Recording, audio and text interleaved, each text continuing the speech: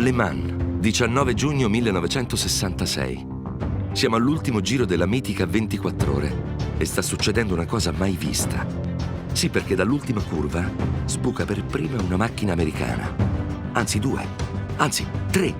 Sono le Ford GT40. La prima è quella di Ken Miles, che quell'anno ha già vinto la 12 ore di Sebring, la 24 ore di Daytona ed è a pochi metri da una storica tripletta. Ken si è lasciato raggiungere da una seconda GT40, guidata da Bruce McLaren, il fondatore della scuderia omonima, che lo affianca. Subito dopo c'è una terza Ford, che è staccata di vari giri, ma accompagna le altre due per creare un'immagine che qualcuno ha sognato per tanto, troppo tempo. Nella mente di quel qualcuno, infatti, la linea del traguardo è come quella che si tira sulla carta in fondo a un conto e sotto cui si scrive il totale. E questo è un conto iniziato 3 anni prima. Quel qualcuno è Henry Ford II. E la prima cifra del conto sono i 12 milioni di dollari che ha messo sul piatto per comprare la Ferrari. Il consiglio gliel'ha dato Lee Iacocca, un genietto del marketing che è dietro la nascita della Mustang prima e della Fiesta poi, che sta facendo la fortuna della Ford. È un consiglio difficile da accettare perché Henry ed Enzo Ferrari si detestano.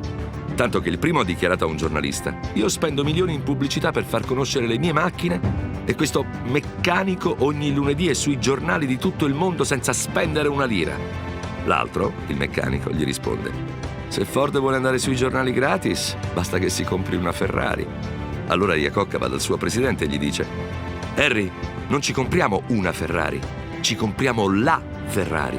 E così, tempo dopo, a Maranello, un nugolo di avvocati sta discutendo il contratto per cui la Ferrari diventa il reparto corse della Ford. Ma il Drake esige di restare il capo assoluto e pretende carta bianca.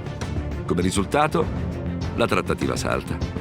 Ford e Iacocca se la legano al dito e si fanno una promessa: battere la Ferrari in quella che all'epoca è la corsa più famosa del mondo, la 24 ore di Le Mans. Per il progetto non si bada a spese. Nasce la Ford GT40, un'auto incredibile, bellissima.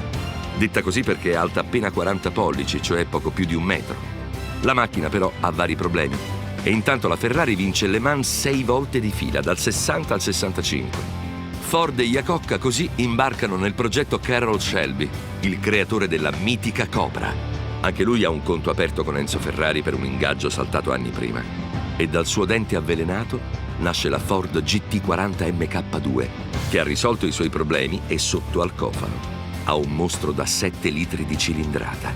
La macchina comincia a vincere e alla 24 ore del 66 la Ford porta 8 GT40 MK2 e nelle qualifiche ne piazza 3 nei primi 4 posti. Alle 16 la gara inizia, ma non c'è storia. Già al mattino dopo le GT40 hanno un vantaggio incolmabile.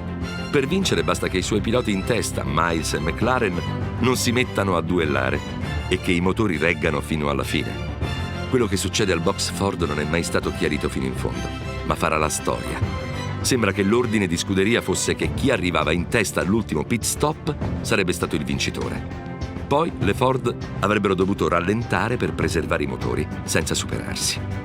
All'ultimo cambio gomme è in testa Ken Miles, ma Bruce McLaren ha un'idea. Arriviamo insieme. La dirigenza Ford è d'accordo. L'arrivo in parata farà la differenza tra vincere e dominare. Ed eccoci tornati a quell'ultima curva.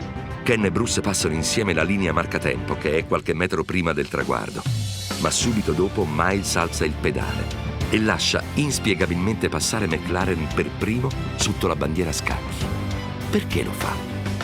Forse perché ha letto il regolamento e sa già che la direzione corsa assegnerà la vittoria al suo avversario, perché a Le Mans conta la strada percorsa e McLaren, che partiva indietro nello schieramento, arrivando con lui ne ha fatta qualche metro in più. Ma ciò che importa è che in fondo al conto con Ferrari, Henry Ford II scrive 1, 2 e 3.